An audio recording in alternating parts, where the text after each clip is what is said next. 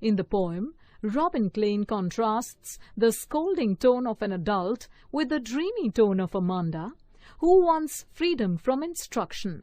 Through this contrast, Klein explores the contrast between the themes of inordinate amount of parental control and a child's desire for freedom. Here is the summary of the poem Amanda by Robin Klein. The adult speaker, in a frustrated tone, instructs Amanda not to bite her nails or bend her shoulders. Then the adult tells Amanda to sit in the correct posture. Amanda, on the other hand, dreams of an emerald sea where she can lazily drift like a mermaid. In the sea, no adults are telling her what to do or how to behave. There is nothing but bliss in her dream, bliss at doing nothing. The lines are bracketed to show the reader that Amanda is daydreaming during the adult scolding. The adult speaker returns in the next stanza, where she sharply questions Amanda on whether she has finished her homework or cleaned her room or her shoes.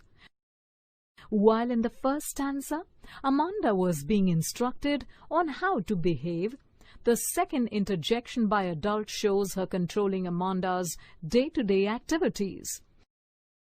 We see the impact of constant scolding on Amanda when she dreams of being an orphan on the street.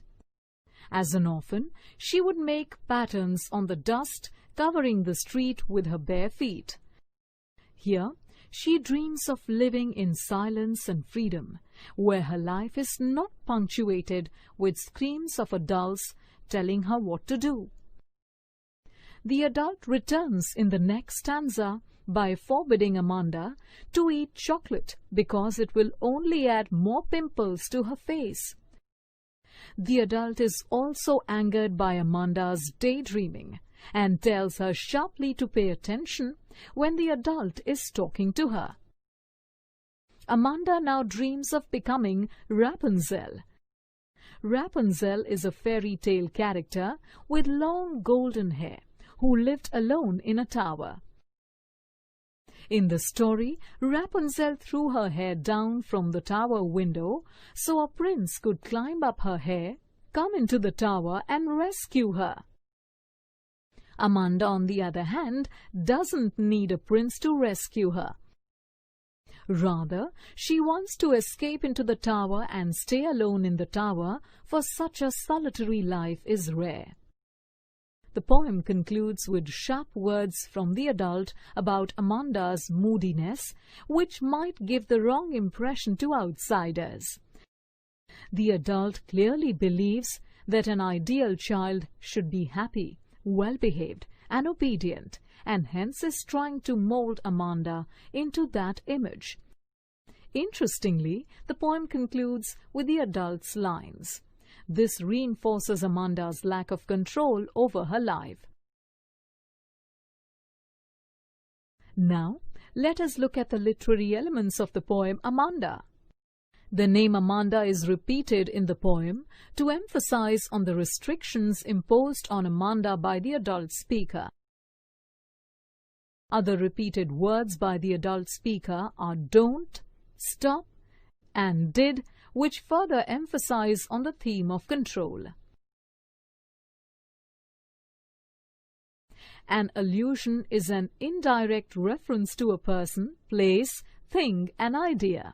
In the poem, Amanda briefly refers to becoming a mermaid and Rapunzel. A mermaid is a sea creature who is half woman and half fish and lives in the sea. Rapunzel is a character from a fairy tale. Amanda in the poem alludes to these figures to stress on her desire to escape from her parents and live a life of freedom. The poem contains alliterative words to enhance the rhyme of the poem. In the poem, stop that slouching and sit up straight and stop that sulking are examples of alliteration.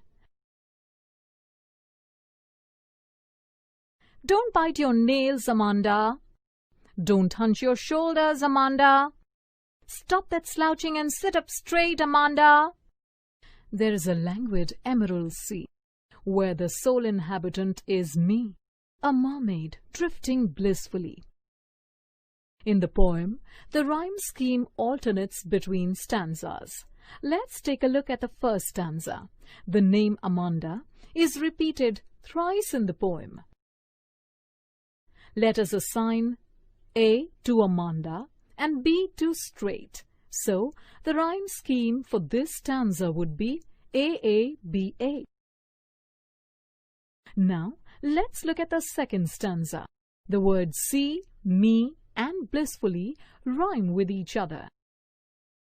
Let us assign C to these words. So, the rhyme scheme of this stanza would be C, C, C. Now notice the last stanza of the poem. Amanda's bracketed lines do not follow these lines. So, the rhyme scheme for this stanza would be AABA.